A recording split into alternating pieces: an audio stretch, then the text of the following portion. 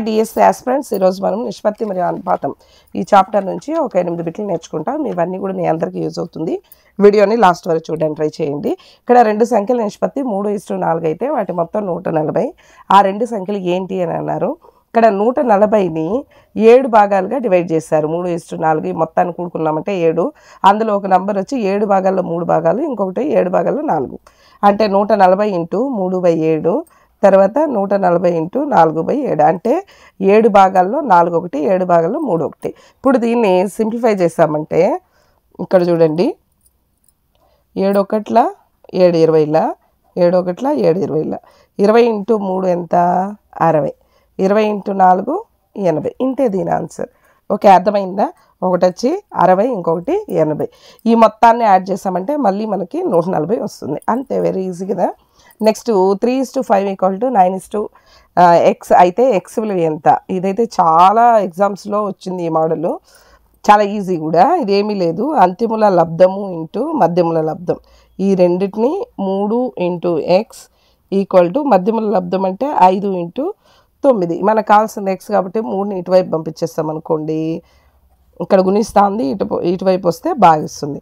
ఇప్పుడు 3 ఒకట్ల 3 మూడుల, 5 × 3 ఎంత? 5 మూడుల 15. ఎక్స్ వాల్యూ ఎంత? 15. అంతే, వెరీ ఈజీ.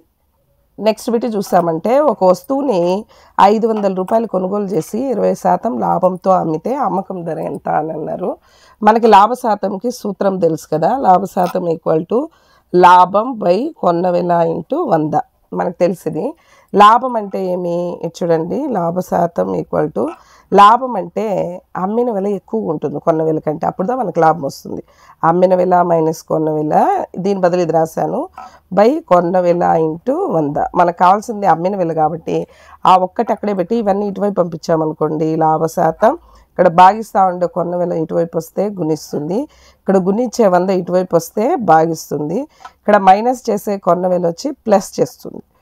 ఇంకా లాస్ట్ ఇక్కడ మనకి ఒకటి మిగిలింది, అమ్మిన వెల. ఇప్పుడు ఈ వాల్యూస్ దీంట్లో ప్రతిక్షేపించుకుంటాం. ఇది వచ్చి 500 అనేది కొన్న వెల కదా, లాభ శాతం వచ్చి 20.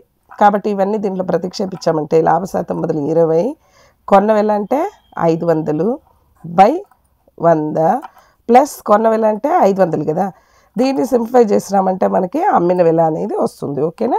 ఇక్కడ 2 0 క్యాన్సిల్ అయింది. 20 × 5, 25ల 100 కదా, ప్లస్ 500 మొత్తం యాడ్ చేసుకున్నామంటే ఎంత? 100 + 500 600. అదే అమ్మిన వెల. ఓకేనా? అమ్మిన వెల ఎంత అంటే 600. నెక్స్ట్ బిట్ చూడండి, 3 సంఖ్యల నిష్పత్తి 2:3:5 అయితే వాటి మొత్తం 200. అప్పుడు ప్రతి సంఖ్య ఎంత అని అన్నారు. ఇక్కడ 200ని ఇన్ని భాగాలుగా చేశారు. ఎన్ని భాగాలు? 2, 1, 3, 5, 5, 5, 10, మొత్తం 10 భాగాలు చేశారు.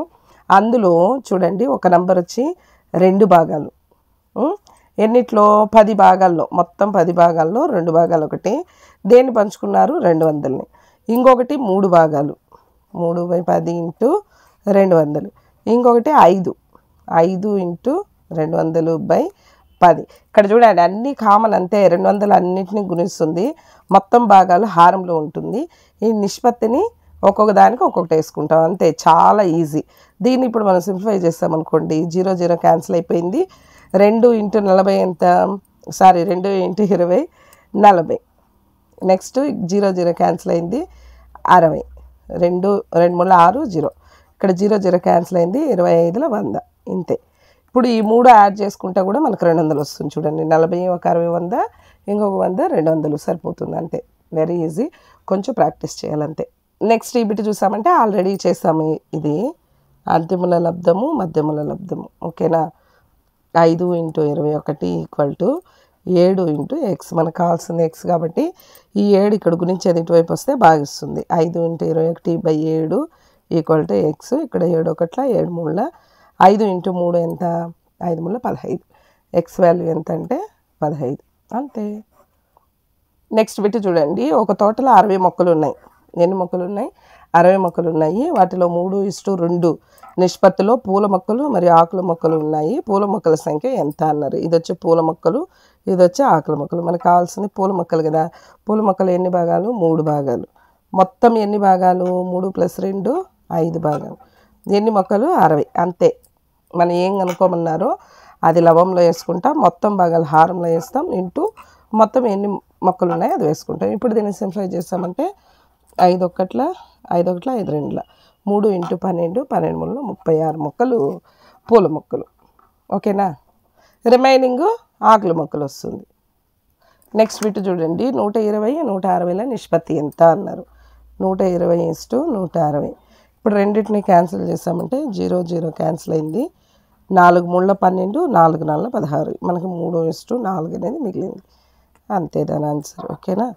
నెక్స్ట్ లాస్ట్ 500 రూపాయలు 2:3 నిష్పత్తిలో ఇద్దరు భాగస్వాములకు పంచితే ప్రతి ఒక్కరి వాటా ఎంత అని అన్నారు. 500 రూపాయలని ఒకరు 2 ఇంకొకరు 3 భాగాలుగా పంచుకున్నారు. అయితే ఒక్కొక్కరికి ఎంత వచ్చింది? ఒకరికి వచ్చి 2 భాగాలు, మొత్తం ఎన్ని భాగాల్లో? 5 భాగాల్లో, ఇంటూ ఎన్ని రూపాయలు పంచుకున్నారు? 500. ఇంకొకరికి ఎంత? 3 భాగాలు, 5 భాగాలలో ఇంటూ 500. దీన్ని సింప్లిఫై చేస్తామంటే 5 ఒకట్ల 500, 5 ఒకట్ల 500, ఇక్కడ 2 × 100 200, 3 × 100 300. అంతే. ఈ రెండు యాడ్ చేస్తే మళ్ళీ మనకి 500 వచ్చేస్తుంది. ఈ విధంగా అర్థమైందా? Thank you all of you last వరకు చూసిన వాళ్ళకి.